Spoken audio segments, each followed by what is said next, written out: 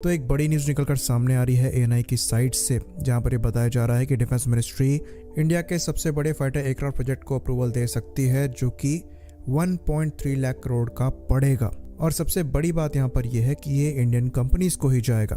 तो दो important projects हैं इंडियन एयरफोर्स के लिए। एक तेजस मार्क 1 के एडिशनल प्रोक्योरमेंट है, जिसके अंतर्गत 97 एयरक्राफ्ट प्रोक्योर करने हैं। दूसरा Su-30 MKI का अपग्रेड है, जिसके अंतर्गत इनिशियली 84 Su-30 MKIs को इंडिजिनस एवियोनिक्स से अपग्रेड करना है। तो ये जो 97 Su-30 MKIs प्रोक्योर करने हैं, इनके प्रोक्योरमेंट के लिए जो टोटल अमाउंट है ये करीबन 65,000 करोड़ की होगी, जो कि सबसे बड़ी डील बताई जा रही है इंडिया के किसी भी फाइटर एयरक्राफ्ट प्रोक्योरमेंट की। तो इस डील के अंतर्गत जैसा कि हमने बताया 97 तेजस मार्क 1 एयरक्राफ्ट प्रोक्योर किए जाने हैं। वहीं पर Su-30 MKI की जो अपग्रेड की डील होगी, जिसके अंतर्गत 84 एयरक्राफ्ट को अपग्रेड करना है, ये 64,000 करोड़ की पड़ेगी।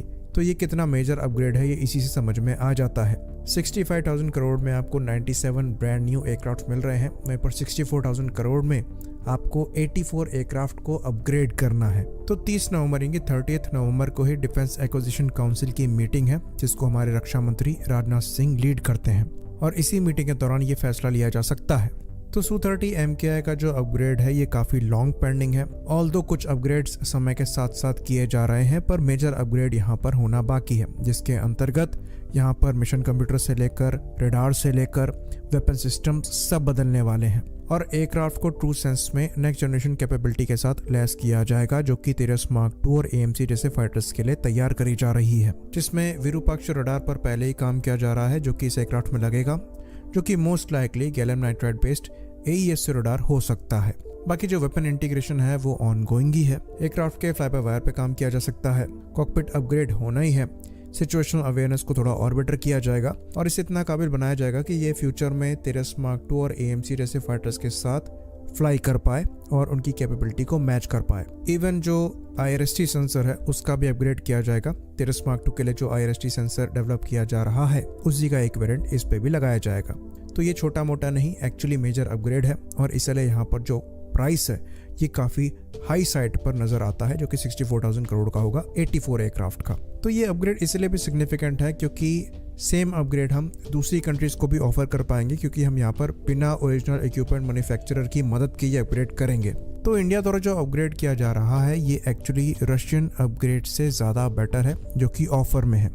रशिया द्वारा Su-30 SM2 अपग्रेड जो है अपने प्लेटफॉर्म में किया गया है, जो कि उसे Su-35 के स्टैंडर्ड के बराबर कर देता है। वहीं पर जो हमारा अपग्रेड है ये उससे कई लेवल ऊपर रहेगा, जो कि इसे सिग्निफिकेंट बनाता है।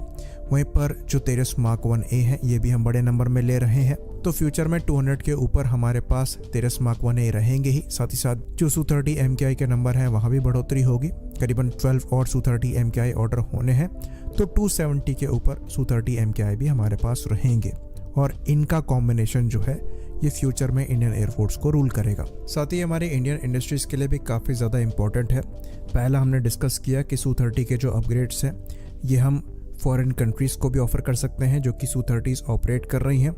दूसरा, तेजस मार्क 1 अगर हम बड़े नंबर में ऑपरेट करेंगे तो अभी कई पोटेंशियल बायर्स तेजस मार्क 1 के एग्जिस्ट करते हैं, जो कि मोस्टली मिडल ईस्ट और अफ्रीका जैसी कंट्रीज़ में हैं।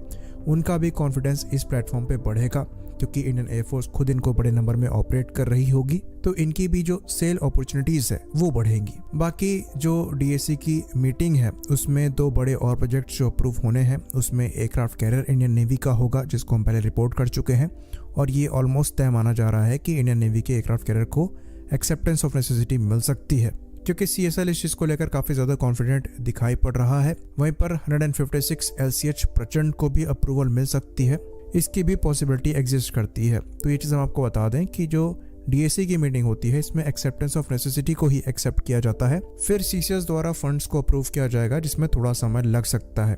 पर एक्सेप्टेंस ऑफ नेसेसिटी का यहाँ पर क्लियर होने का मतलब ये है कि इस डायरेक्शन में आगे बढ़ना ही है।